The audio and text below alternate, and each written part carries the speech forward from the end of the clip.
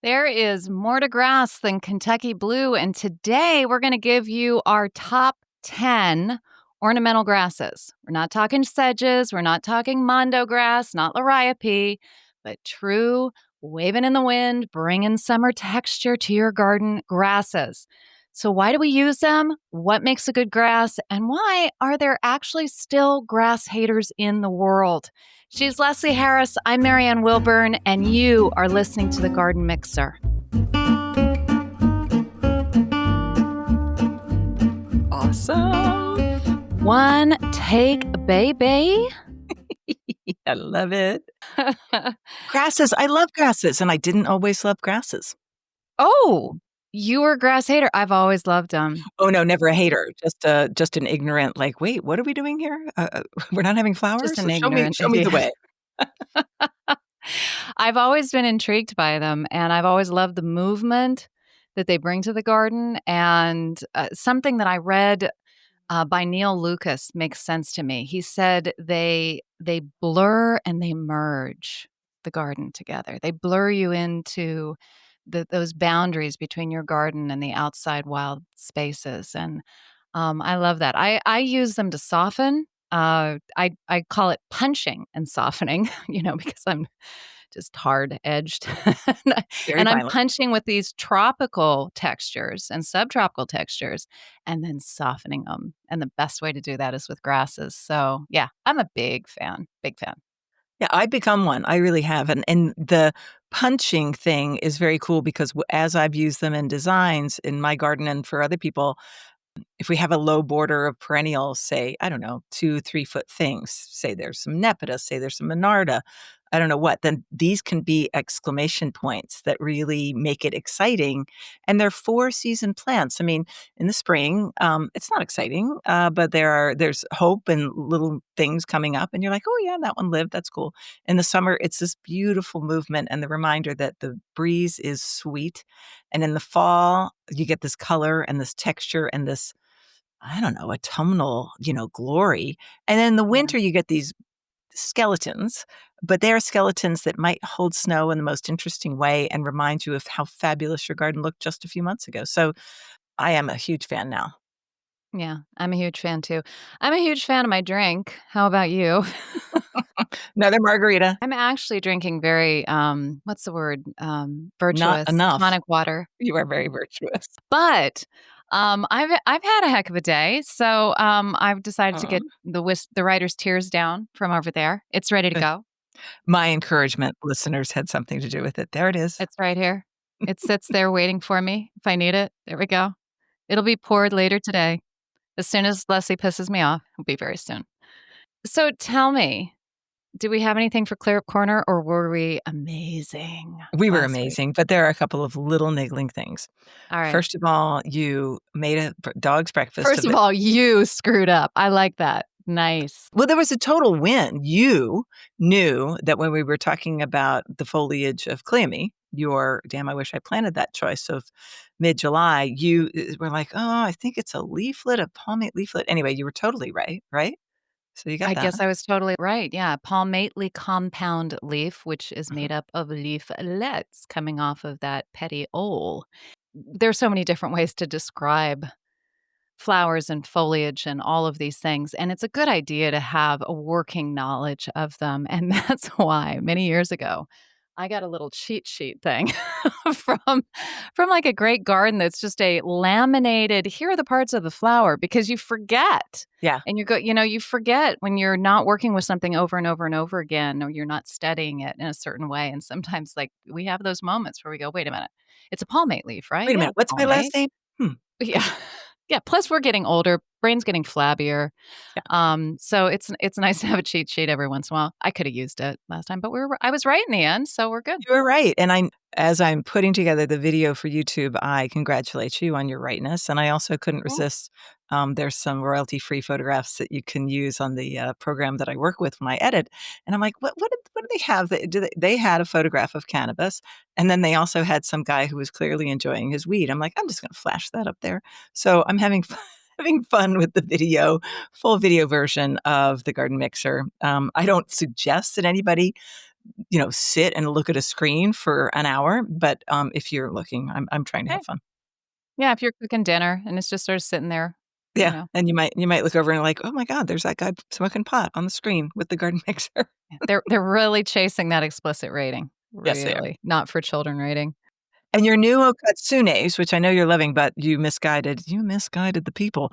So the I beauty of did. these little pruners, these secateurs, is that they are very small. I go for the smallest available size to me on Amazon, which is 101. I think they're 102s and 103s. You were way off in the 180s. I don't know. You were heavyweight, and that doesn't exist. This is one of those things I can't defend myself because it wasn't that I remembered what I had ordered. It was that it was on the packaging, Oh, which I'm sure it was 180 and I've thrown the packaging away. So it's I can never ever like redeem yourself. vindicate myself and Uh, redeem myself. So I just have to go for what you said. I went back, looked at my order, and yes, indeed, I have the 101s and they are the smallest, which is nice because I have my others are a medium small size, not okasunis, but my Bergers and my ARSs, which I use all the time. And those are just a medium, and my Felcos are number sixes. So anyway, lovely little pair of pruners. I think we have beaten this horse to death yeah, with let's the move on. okasunis. If you don't have a pair, I guess you're not in the in crowd, obviously. On the So top. One more thing to clear up, people are asking, "How do I listen to the one more sip portion?" yes, we wanna You can make this do that. yeah. So clear. Okay, what you're listening to is our full version. We used to put one more sip out to everybody, but then we're like, "Wait a minute, we need to make a little money here so we We're can tired. get some We're help." We're tired, tired. It's yearning a to lot be for us. free. Yes. So we put one more sip behind a paywall. And what does it cost? $4 a month to get it? Yeah, it's like a nothing. It's a nothing. It's enough. And yeah, you do that all through Substack. So you go to Substack where you get the show notes and they come to you in your email. Anyway, show notes for all of it, for our big podcast, for One More Sip. And if you are a one part of the One More Sip community, what did you call it? The One More Sip committed community, which we actually have a fair amount of people in there now. We're so happy. Welcome to all of you. And thank you for supporting, for believing in our podcast enough to support us that way. That's a really cool thing because Yeah. there's a lot that is vying for your attention out there. So we really appreciate it. But you go to Substack and you hit paid subscriber and upgrade from free subscriber, and it's like $4.16 a month. That's Yeah. not much to hear all about deadheading. I think was our last one. What was the one before that? The one before that was independence from your garden, just some tips and tricks on how not to work as hard because Well, we are did you just say tips and oh, tricks? oops. Did And that let me just just say come out of this. your Let mouth? me just say this too, chop and drop. Oh, Jesus.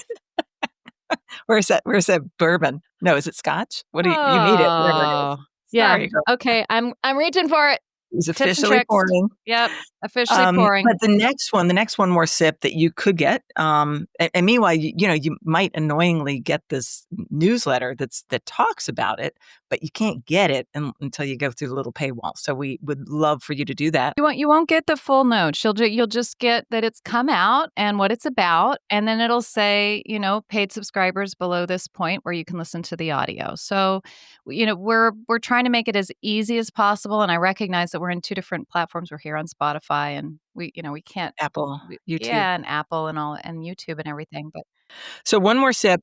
Please join us. You got to get it on Substack. And the next one is about. We talked about some ones that we've done in the past. The next one is about staking.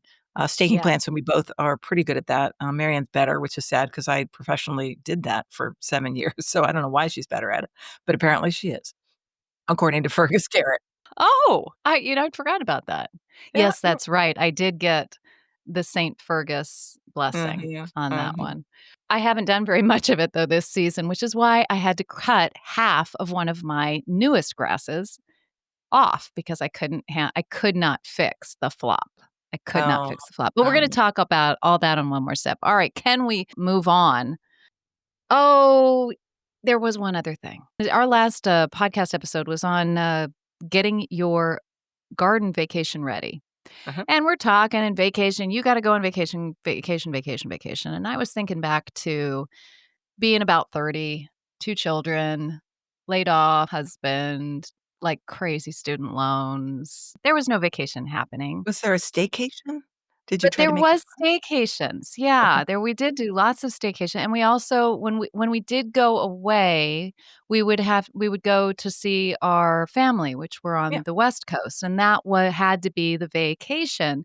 And so, never fear, listeners, we're with you in 2 different minds, our minds now and our minds then, and I am aware that not everybody can go on vacation. It's not that easy, but just being able to get away from your garden for a little bit, for a long weekend, going to a friend's, going Yeah. camping, any of that sort of thing.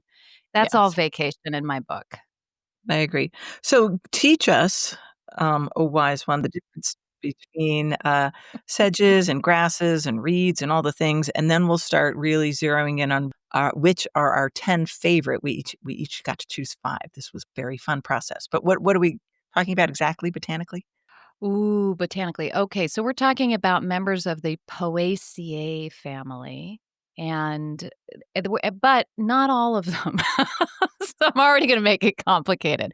We're not going to be talking about reeds, which are many of which are in the Poaceae family. Those are water grasses. They're basically sort of Right. a water grass, Phragmites or or, right. Arundinax. Arundodonax is fine in the garden. In fact, it's awesome in the garden, although it's invasive. I can neither confirm nor deny that I grow peppermint stick. Not that I would know the cultivar. But we're not gonna talk about reeds. We're not gonna talk about sedges, which are carex. That is the sedges have edges thing. They're not coming in on this. And the other thing that's not coming in on this are things like monkey grass or mondo grass or lariop. I think lariop is monkey grass, isn't it? Isn't that what it's Yeah, I called? think that's what they call it. It's not a grass, it's not a sedge, it's just grass-like. And we're gonna talk, about some true grasses that sort of our traditional grasses that we know as grass. But I do wanna talk about that sedges have edges thing because it can be really confusing to new gardeners and non-new gardeners. I was heavily confused by it for for several years because they say, "Okay, sedges have edges." That's how you tell them apart from grasses. All right, well, that's terrific. So you grab a leaf of sedge, and I have one right here that I brought, that I made earlier. No, I didn't. Oh, it's now falling apart. All right. I will take my okasunis, which are still sitting here because I can't clean up my desk, and just cut that edge off. And what we're talking about is not the blade, because you touch that blade, that leaf, and it's got edges. Oh, yeah, I feel the edges. But then I go to the grass and I go, oh, well, that's got edges. Could cut you actually, yeah, Yeah. edges. Oh, yeah. Look Mm, at that. Do you see yeah, that? blood, So don't there's blood. There's blood right there. Ow. Yeah, Mm, that's for one of these bad boys. So that doesn't make sense, but it does because we're not talking about the blades or the leaves. We're talking about the stems. So you go deep down into that carex there, pull it out of the ground, and then feel it. Right? Like that, you see it going around, and well, our listeners are like, "I can't see anything." "Shut up, you stupid woman." Like, "Okay, on YouTube right now." You can feel that at the stems. That's a triangular. That's got edges. But if you're on the stem of the grass, and this is a morning like miscanthus, this is round. okay. And grasses are round and hollow until they get to their nodes, and then they are, uh, the opposite of hollow. The nodes, and then they're hollow again. And so, is that clear? Is everybody, I think Miss so. Harris? Yes, I absolutely believe you. I think it's wonderful. Speaking of morning light, is that not your first, choice? Which I wanted, but you took? I don't know if I should come out of the gate with, a controversial grass Oh, as okay. my first choice. Okay, let me say a controversial genus as my Mhm. first choice, but why not? It's in my hand. I'll talk Okay. about it.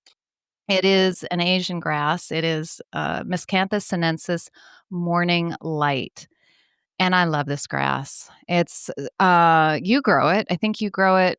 I Did I do. tell you to grow it? Is that why, or did you already grow it? I don't know. No, we were trying to figure out how to end the bowling alley in grandfather's urn, and I wanted Mm. morning light, and you wanted something else that was an insipid and poor choice.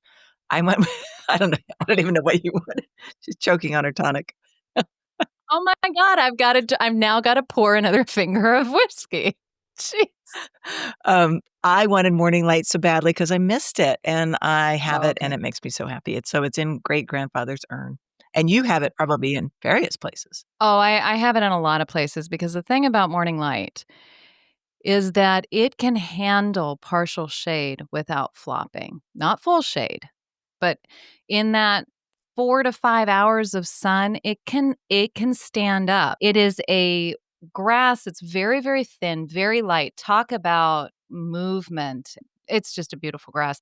Very narrow blade, white margins with a white midrib. Very, very vertical, very strong accent.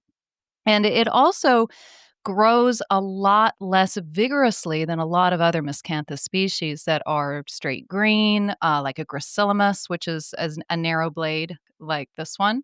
And it also blooms quite late in the season. I mean, sometimes it's blooming so late that there's no worry at all about seeds for me because it's just blooming so late. And those blooms are beautiful, reddish, pinkish gorgeousness. So I use it as a real punctuation in a lot of places where I'm having problems with sun in that I don't have any, that I don't have enough. So but again, it's not a deep shade plant. It can, and it's only about 4 or 5 feet. 5 feet, wouldn't you say? Yeah, Hmm. I think so. It can get big over time. Yeah. And miscanthus, unfortunately, is such a it's a difficult one because it will die out in the middle over years, and then getting Yeah. that sucker out of the ground. I suggest you plant it someplace where you're just never gonna really see that it's died out in the middle unless you go and stick your head in it, in which case you will not have to dig it out, have a wrestling match with it to try to divide it, or just dig it out and start again. Miscanthus does die out in the middle. That is its only pitfall. It's a big one. I love this It's plant, not though. the only pitfall. I mean, miscanthus are known to be invasive. It's a lot of in several states, probably about half of our states, they're known to be invasive species. There are some miscanthus that are bred to be sterile, like bandwidth, which is sort of like Zabrinus, but it's smaller. Mhm. But this one just it doesn't seed for me. I mean, it seeds, but I'm not seeing. I haven't seen seedlings. I've been here 12 years now. It doesn't mean that things don't happen and circumstances don't change, but it works really, really well for me. Also, I have found when I've had to dig it up after 6, 7 years because I want to move it somewhere else, it is a heck of a lot easier to move than a lot of the other miscanthus that I've grown, like a Oh, gracillimus. okay. It feels more shallowly rooted. Okay. Now, a lot of that could the vigor of it could just be because it's just not producing as much chlorophyll, you Okay. know? Yeah, It's exactly, because it's so variegated. It is an awesome plant. Alright, well, this is an invasive plant, so let me just bring virtue back to the podcast by Oh, mentioning my yes, thank my you. first one, which is a native. But Oh, man. I love yours. So I'm gonna talk about, the muhly grass, which is the Muhlenbergia capillaris, which is what I used to, try to plant in Albemarle County, which is rich in deep clay soil. Didn't do so well for me here, not for me, not for my clients. I am very happy to hear that there is a new plant that you know about, but let me just talk about the muhly grass as most people know it. So this is the one it's about 2 by 2. It's in zones 5 through 11. So it's a nice compact thing. It doesn't go on and on. If you wanna move that one, that's easy. It's kind of a green blob in summer. It's not so exciting, but in fall, it is the most magical pink, fluffy cotton candy thing, and the best place I've ever seen it planted, which holds true to my idea that it doesn't like clay soil, is it was chosen by Hilton Head Island to fill in almost every place between the lanes of a highway to get you on and off of the island, and I went there many Wow. times because my dear mother-in-law was down there, and I was just like, "Oh my goodness," like, yards and yards of it, just pink stuff going like this. It's just a fabulous plant, and I wanna hear about one that you know about that I don't, that which is the Muhlenbergia reverconii, and even though there's a Yeah. CH in that, it's conii. Remember when we were talking about anchusa, and I wanted to say ancusa. I always say Reversionii, but maybe it is Riverconii. What are you Yeah, Fren are we're gonna you do a one more Italian? sip on botanical, Latin, so, Yeah, I but, think we will, and uh, we will fail miserably at it, but, no, we will do yeah, this. it's undaunted, and I don't grow it. I would love to grow it. I don't grow it right Let's now. grow it. Let's get some. We should grow it and we should get some.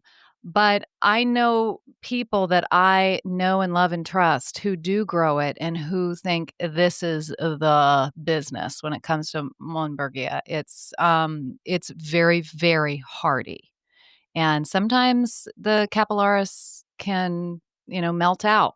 It's not strong. It's just not super strong. So, And yeah. zones for the capillaris, it's 5 through 11. For zones for the, undaunted is 5 through 9. But, it might have to do with drainage, might have to do with just strength of plant. But, yeah, I Mhm. find that the pink muhly grass can melt out. Oh, there's also white muhly grass that makes some people happy.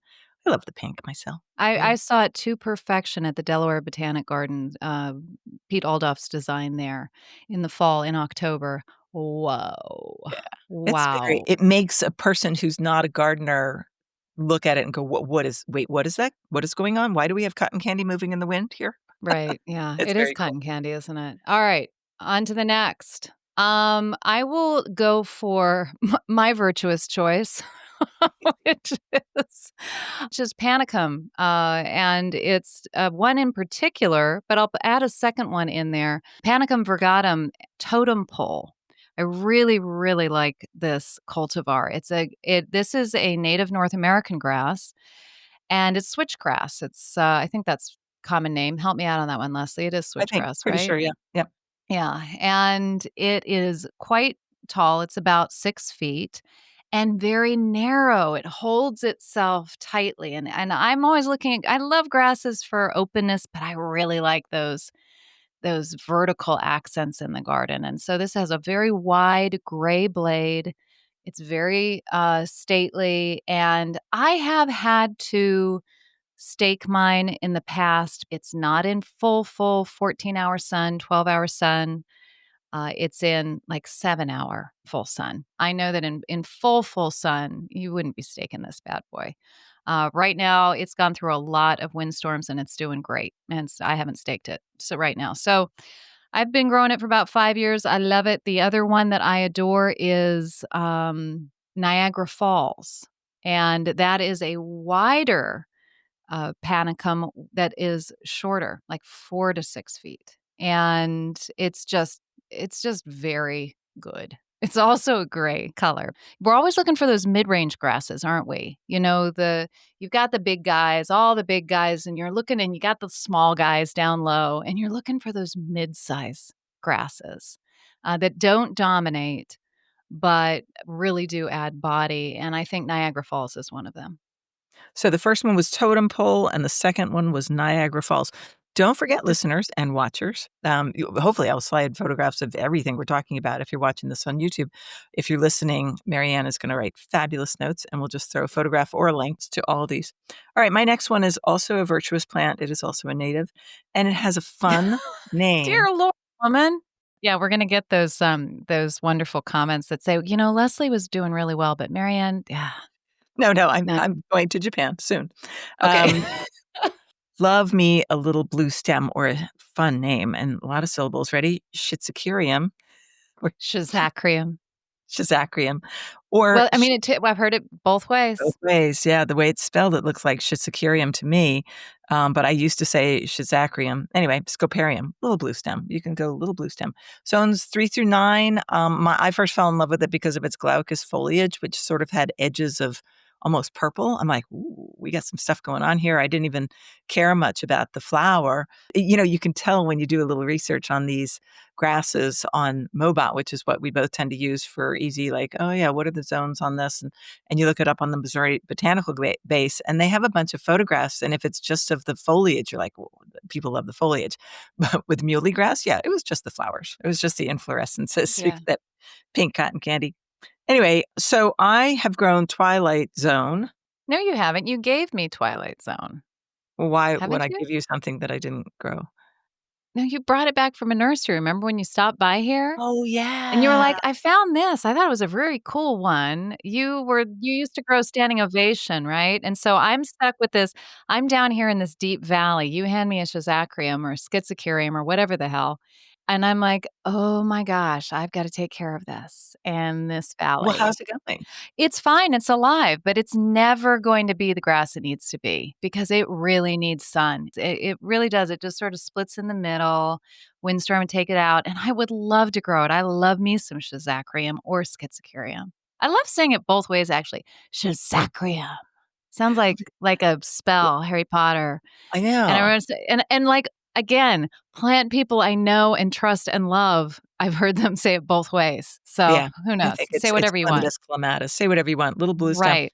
I am now growing standing ovation, which is so variegated, it's so cool, I just love that plant, and I've got it in little stone pots that are just, like, saying, "You know what? I'm just gonna bake your little roots because I think that's what you want," and it seems to want that. This is a plant that's about 2 by 2. It's about the same size as a muhly grass, but probably not as wide, so it gets about 2 feet tall, maybe about 1 foot wide, maybe 18 inches on an old one. I haven't grown it for very long, but the variegation is awesome because it's white, green, pink. It looks sort of like Christmas. Sort of like Christmas in the garden. Yeah, I love it. Yeah, and you'll have lots of them. That's one thing to be said about panicum and Schizocarium is they seed, so just beware of that, while you're dissing miscanthus. All right.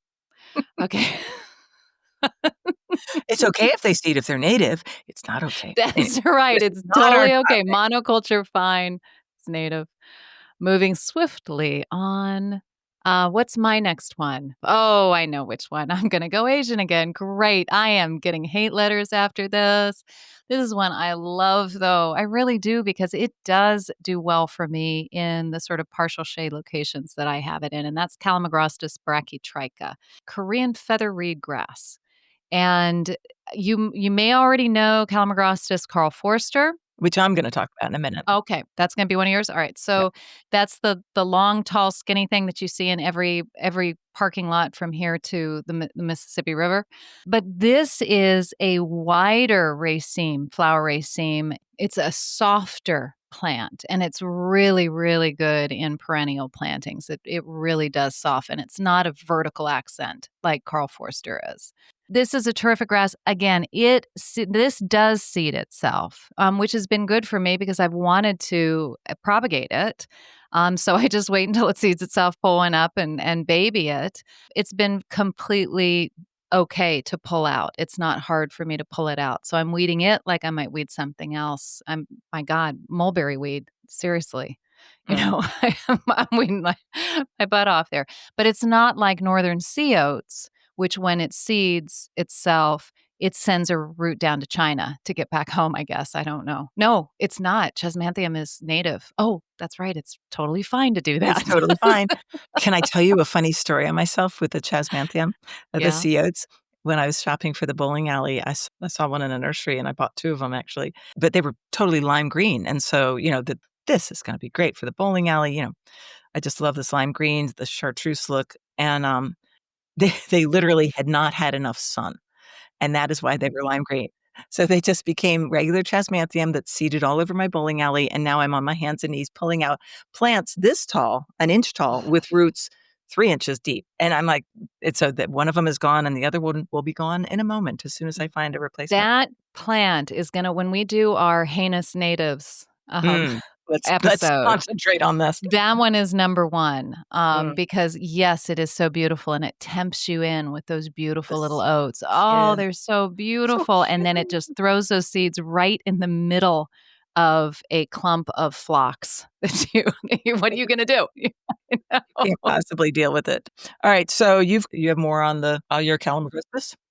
Um, I love it, and I'm willing to weed it out here and there, and I used it a lot, the new perennial bed, and evidently, it's Badger's favorite plant to eat, which is really fascinating, and it is actually interesting. We're always worried, "Oh, will your dog eat this? Will your dog get that?" And dogs are not stupid overall. I mean, there are some stupid breeds, I know, but I have got under my pergola of Carex, and never can say that. Mororia. Beautiful ice dancer, ice dance. Oh, I Can't love remember that. that one either. And in the midst of that are places where the Calamagrostis has shot up, and it's very different looking. but it's not that much higher than the carex. And here comes Badger trotting away, and he just goes straight to that grass. I mean, there's all this grass-like stuff that looks like grass. He doesn't want any of that. He's going for the calamagrostis. So there you go. It's interesting that they can be discerning. They know what they like to eat, and he likes the calamagrostis. That brings us to something that we didn't say about grasses, one of the great reasons to grow them, and that is that they are deer resistant in a big way. All of them that I can think of. Yeah, I've never had a problem with any of my grasses that, "Oh, wow, they really destroyed that," or "The rabbits took it out," Mm, or, the vigor in the spring is so strong that even if a rabbit nibbled it, no problem. glancing blow, flesh wound, only a flesh wound. So that is a very good reason to grow them, Yeah. whichever grasses you grow. Okay, so I think it's your turn. I'm throwing the whatever it is, the tennis ball, the golf ball. I don't know. I don't do these sports things like you do. Let's do tennis. The ball is in your court. It's in my court. I've Okay. got it. I'm All gonna right. serve it up. Oh, it's Wimbledon this week. I've been watching a little bit. Mhm. Calamagrostis, I'm gonna concentrate on Carl Forster, and Marianne nailed it when she said, if you drive past a shopping mall, you will see this plant." That's too bad. Ubiquitous is not our favorite thing in garden plants, but there's a reason. This plant is fabulous. It's about 4 feet tall, but it only gets to 1 or 2 feet across. It's just like this.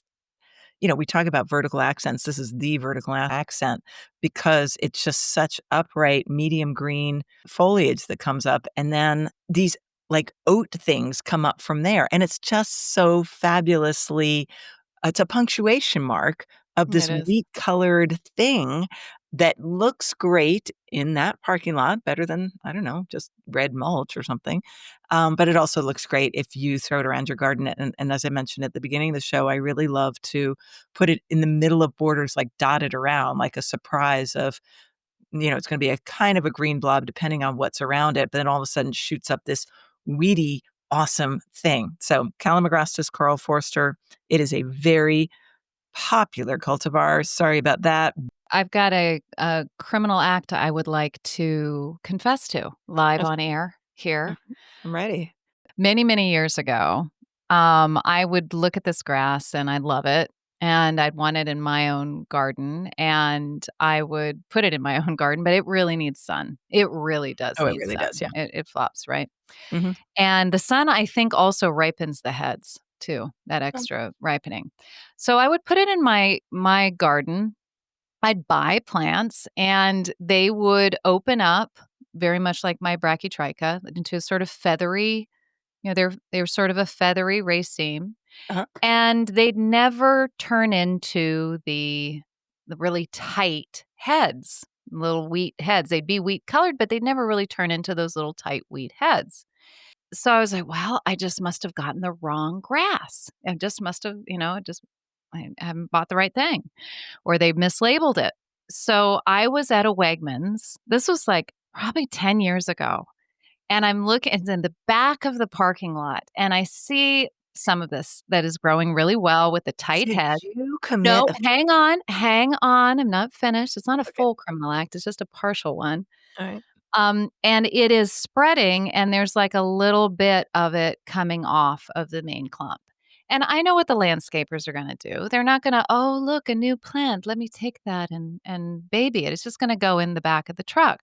So during an evening grocery store run, I go into the back and sort of block it with my car. I am confessing to a criminal act here. Yeah, you are. Okay. By the way, I could just hear the conversation, "Honey, I'm going to the market, but wait a minute, it's 11:30 PM. Yeah, I need, strawberries. See ya."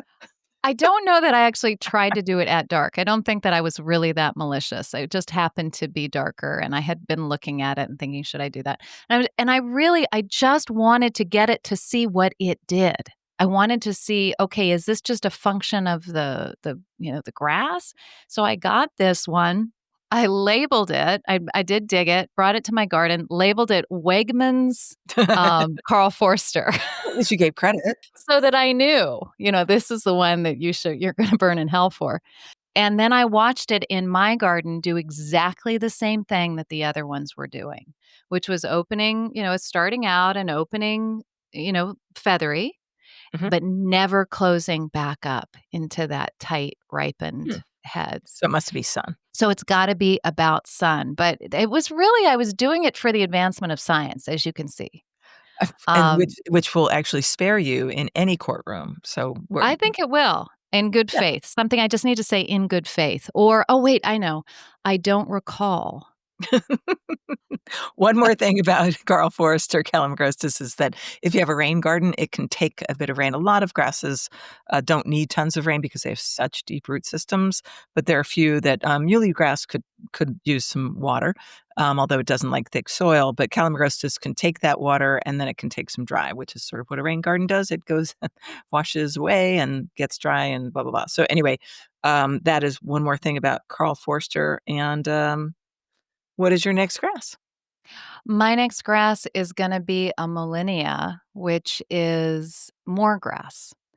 And it's a particular cultivar called Transparent, Okay. which they have at the Lurie Garden that Pete Aldoff did in Chicago. Oh yeah. And this is one that's not really on the radar for a lot of people sometimes, but it's, you know how Stipa gigantica, which is such a cool grass, Oh, really, really big. And I would put that on my list, but I don't grow it. So I don't know that it grows well for me. I sure see it in other gardens and think that is an outstandingly beautiful grass. And it's just a huge statement. But the thing about that stipa is that it or is it stipa? I suppose it's stipa. Is that it's sort of the flowering heads, those inflorescences, you can see right through them. You know, mhm. it's not just like a panicum or what have you, which is very frothy, but you can't really see through it.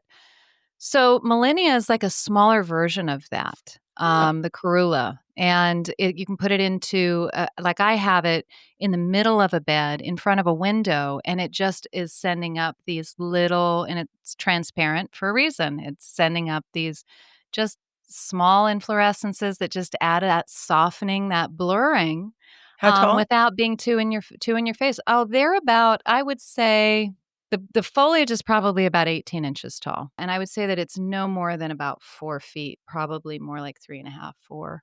Okay. I should know that. Maybe it's more than that. Maybe it's about 5. It's so transparent, I can't tell. Um, but it does take a little while to get started in your garden, and actually, it was taking a while for me. It was like the 3rd year I'm going, "Okay, now I'm starting to get you. Now I see what you're all about." And I went back online to read about it, and sure enough, that's the thing. Okay. It takes a little while to get its little tootsies down. So Alright. just a fun one that you can dot around without it being like grass. It's just sending up those if you just want those inflorescence, the flowers basically. Yeah. I would say that that would be true of some the last 2 grasses that I'm gonna talk about, has that in common with your Millennia that it takes a minute, a year, 2, 3 to get Mhm. established, and that's what I'm hopeful for my Andropogon girardii Blackhawks because Oh, love that I grass, know, love it's so it. good, and you recommended it to me. I was growing it back in my big garden. It never really caught on, but I'm not quite sure it wasn't mislabeled because I gave it 3 or 4 years, and it was Oh. not very exciting. I've got it on the hillside above the bowling alley now. I've got 3 of them, Mhm. and I haven't been impressed so far this year. Last year, they were tiny. I gave them a total hall pass. This year, I'm like, "Okay, there you are. You've got a little bit more girth and muscle to you, but you're still quite green." Well, apparently, the beauty happens in later in summer when they're gonna turn, a sort of a purplish, and then as fall goes on, it'll get darker and darker. Not really black, but dark enough to be quite Dark. dramatic. And And have red, you reddish yeah, black. reddish Yeah. black. So you've grown it successfully. No, that's the thing is that I'm growing it now, and I wouldn't call it successful yet, Okay. but I have seen it grown extremely well. It was being voted on for perennial plant of the year, I'm pretty sure. It got Believe my it. vote. Yeah, what is that plant that is the perennial plant of the year this year? The Pygmanthemum, that Oh, I think it was up against that at the time, and everybody was I love that plant. That's the mountain okay, mint. whatever. Fine, fine, fine. On that one. My vote went for the Andropogon. But, it I've seen it at Smithsonian Gardens. Oh my Gosh, it's so beautiful. It's In just such a mass great or grass. accents? No, just accents, like 1, 2, 3, and your eye is just drawn to it, the color of it, the strength of it. It's a beautiful grass. So I Yeah. did buy, 5 of them. Oh, that was very profligate when I put in my perennial bed. So they've only been in there a year, but they're doing the yeah, I've gotta give them some time, but they're doing a little bit of the sort of Display splitting in thing. the middle like Schizocarium does. Mm, And I'm watching them. I'm going, "All right, do you guys have enough light? You might be in the same place as Schizocarium because they grow in very similar, situations." And so, we'll see, we'll we'll see. see. But if you're in a full sun location, it's a good grass. It's a great grass. Yeah, yeah. Zones Yeah. 5 through 9. Mhm. If it gets too many nutrients, where are you growing it North again? American native. Yeah, so North American native. I'm growing in a perennial bed. It's that's not overly fertile soil, but it's Okay, heavier soil.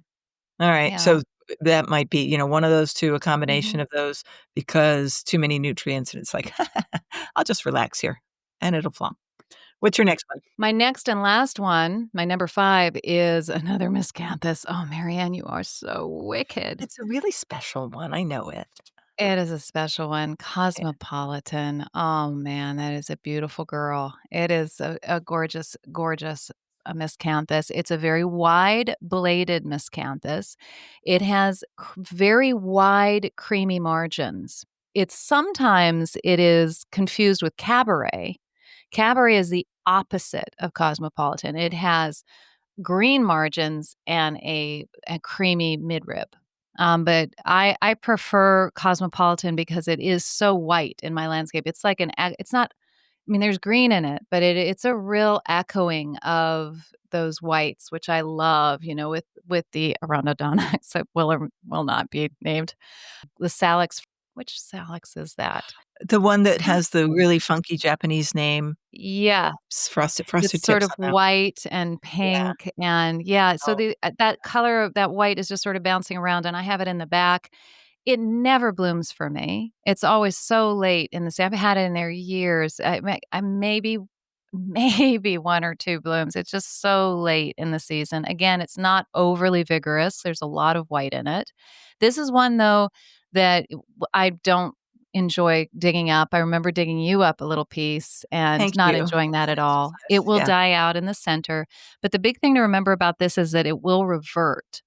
So it'll Mm, revert back to a wide-leafed boring green. miscanthus. Yeah, Yeah. boring green. I dug up some of its reversions years ago when I was working on this serpentine bed, and so most of the serpentine bed was outlined and there was hugel culture going down, but it wasn't cultivated. And I just sort of threw it at the end of it, like just, throw it over there and it's now biomass. Well, it didn't wanna be biomass, and it turned out to be this huge miscanthus that I had to I'd ignore and ignore and ignore, and then I had to dig it up later. It was not pretty, so didn't wanna die, but it will revert. But it's a beautiful, beautiful plant. It's zones 5 to 9. Just again, it's miscanthus. Keep an eye on it. If it's blooming, one of the things you can do with miscanthus, if you love that, is just cut the blooms off, Yeah. yeah, so that you can grow what you wanna grow. Yeah, without any guilt. My last one is, it shouldn't be guilt-inducing, but it is from Japan, and it is the Japanese Hakon grass. And it's one of our few, I think, that can, not only take shade. Hack on, half off. Hakoni Kaloa.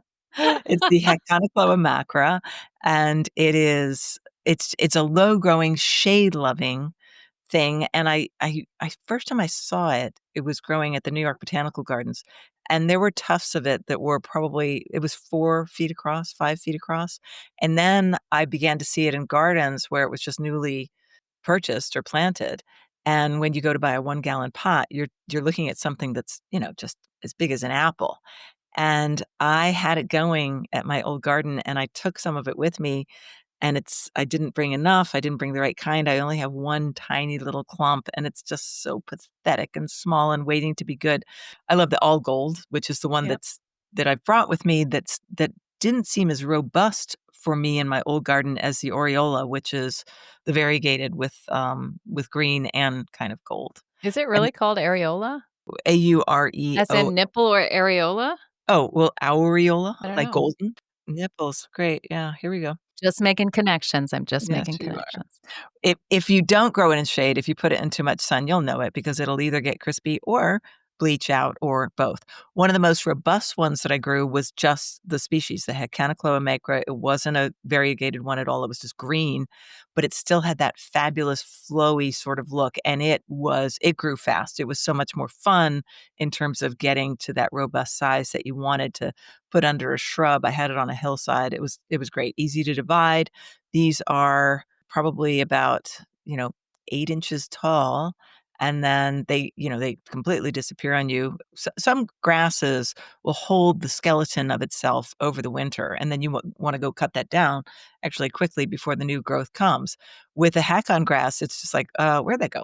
And you don't really have to cut it down. They kinda dissolve or get blown away with the leaves, and then when it pops up again, you're very happy. Do you grow it?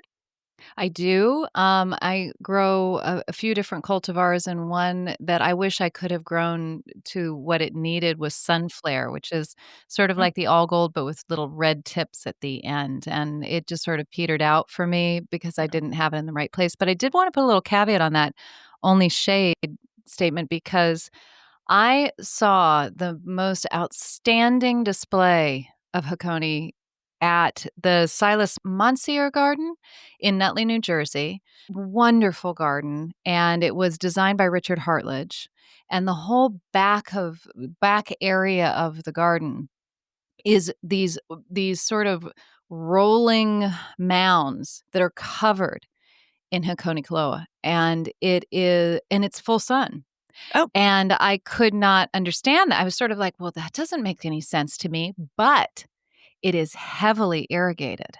oh, interesting. So, yeah, so it was able to cope with the sun if it was fully hydrated. Because I talked to him about it for a little bit, like, Why is this? I don't get this. This is a forest grass, and this is shade only, and here it is in the sun," and it looked beautiful. It looked And that is the fantastic. common name for it, by the way. So Hakanakloa, but people call it Japanese forest grass. A great design element that you could do with it is almost make it look because it's so flowy and so low growing, you could almost make it look like it's flowing. I designed a few things where Yeah, it was kinda coming down a hillside, almost like a yeah. stream would. So, cool grass.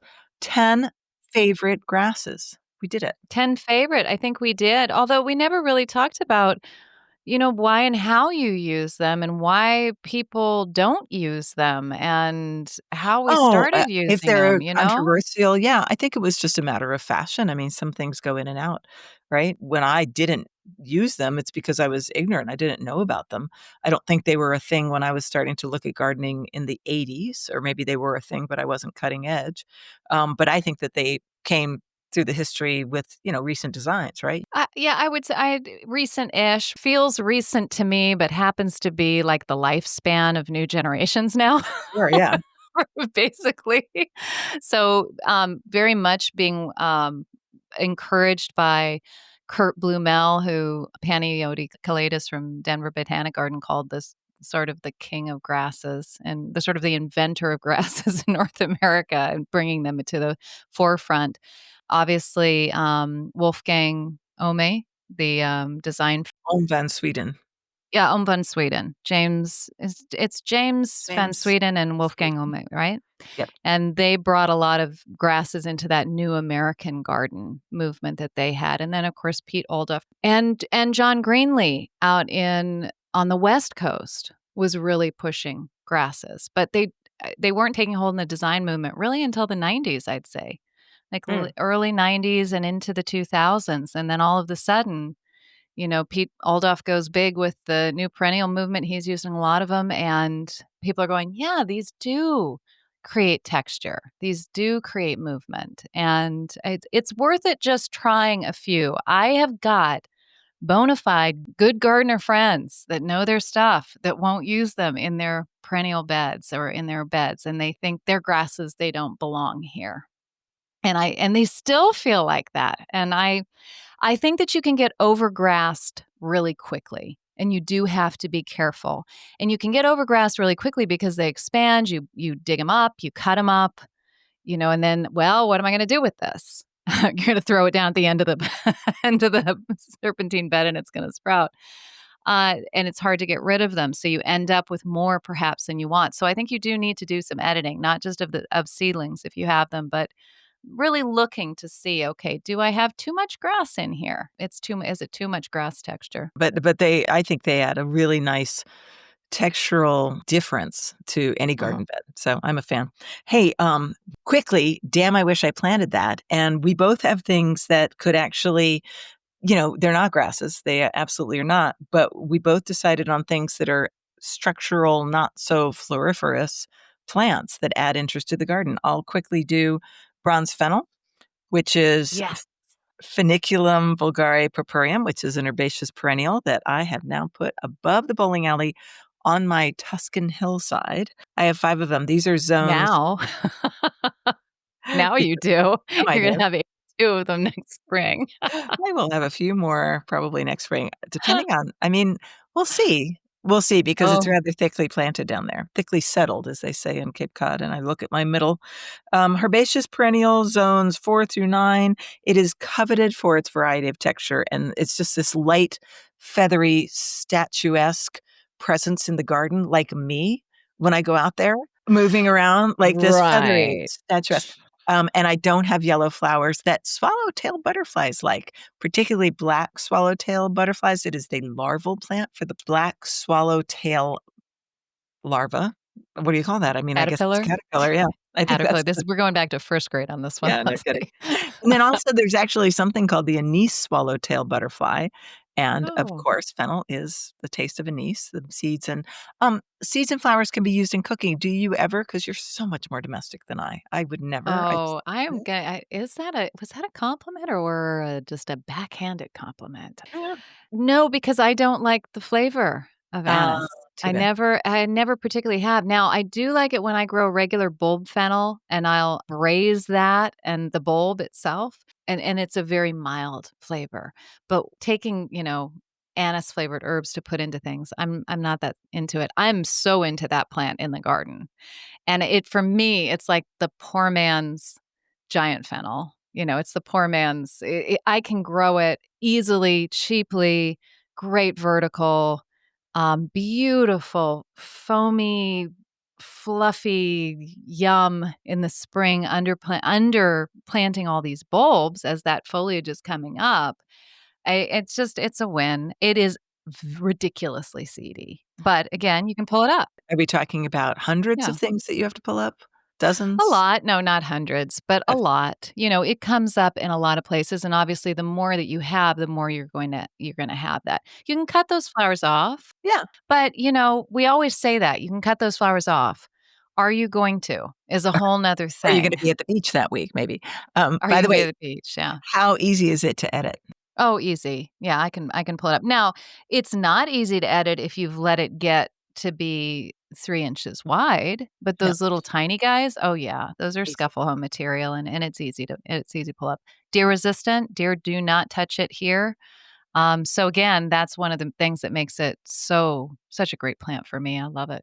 Choice. Also a purple statuesque, but slightly dangerous plant. Yeah, I don't yeah, slightly dangerous, very, very, very deadly dangerous is, castor bean, Ricinus communis. And there's all sorts of cultivars. You can get a very deep red cultivar. You can put some of those in the show notes for you. You can get a very green one.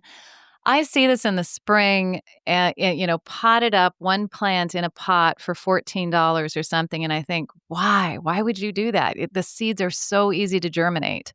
It's such an easy annual. It is such a beautiful accent in a garden. It's a palmate leaf. I usually grow the red varieties, the red cultivars, and it just adds something very, very different. Now, it is the seeds of this are deadly poisonous. That's ricinus. That's what they, powdered up and sent to the White House many, many years ago. I say they. Who was they? Was it the Unabomber? Was he doing it? I don't I think remember. pretty sure he was doing it. Somebody was doing that. Ricinus powder. That is ricinus. But it is a. I don't worry about that. I plant it in the way back, and we've talked about this in our poisonous plants episode. I don't tend to stress about this sort of thing, and I've, been okay, and millions of people before me for many, many years have been okay. So anyway, great plant, easy to start from seed. Get yourself a packet for the fall. It'll get to be, well, it depends. If it goes straight up, it could be 6, 7 feet, maybe a little bit more. But what it tends to do, you can stake it, but it tends to just do a little floppiness here, and it sort of moves through things. And speaking of grasses, it's outstanding with grasses, just sort of feathering it and tickling it. And yeah, great plant. And it's going to go through the season all the way until the frost. And then I always take mine. I don't tend to put it on the compost pile. I put it in the trash, or I put it in the burn pile, just on that secondary thing that I don't particularly want my dogs to chew on it, or pull something out of the burn pile. Yeah, yeah. So, damn, we wish we planted that, but we have planted those. All right, well, this was We have great. I given. mean, this was a lot of good information. We didn't make you laugh as much as usual, I don't think, It's listeners. just falling down on the job. I wasn't drinking very heavily though. So I tried to make you drink heavily. I did not mention testicles this time, so that was good. As always, you can find us on Instagram. We are The Garden Mixer, but I think the most valuable places that we are YouTube. We would love to have you subscribe to us on YouTube, and you can see some videos and some shorts there. But Substack is the place to go. And of course, we mentioned that that's where you can support us by subscribing and getting the One More Sip episode. And you also get to join our community and be able to comment and that sort of thing, right? Yeah, and we've actually got a few that I wanted to shout out to our newest mixers: Jill Barrow, Hazel Tavares, Tracy Libertini, Mooj Yu. I would love to know the last name there. Anna. Oh, Anna, I'm going to say your name wrong. Consi KO. That sounds like a Concierto. great name. I'm gonna say that wrong. Yeah, it sounds like a very beautiful name. And Mary Lou Righty, thank you so much. You remember Mary Lou? She was on a trip with us last year. Oh, Remember Mary yeah. Lou? Yeah. And especially if you're a founding mixer, you're gonna be in those notes forever. You're down at the bottom in a graphic. Woo! But, we'll shout out, if you're there, and just leave us a review. It really does help. It takes you very little time, but it helps in all of these mysterious algorithms that these robots are doing. Yeah. We did get a new comment on Spotify, and it was from Jolie Pold. You two are a hoot. Love the podcast on walks around the lake. Ooh, that sounds fun. Nice. And Thank on you. YouTube when at home, particularly like Clear Up Corner. So do we. It makes us feel better about all the boo-boos we make. It does. Yeah. And thank you for leaving that comment. We really appreciate all the feedback. All right, so we've done it. Grasses are our thing, and I hope you guys learned something. And look for the show notes on Substack to find some photographs that Marianne will scare up for us. I will. All right. Until next time. Till next time.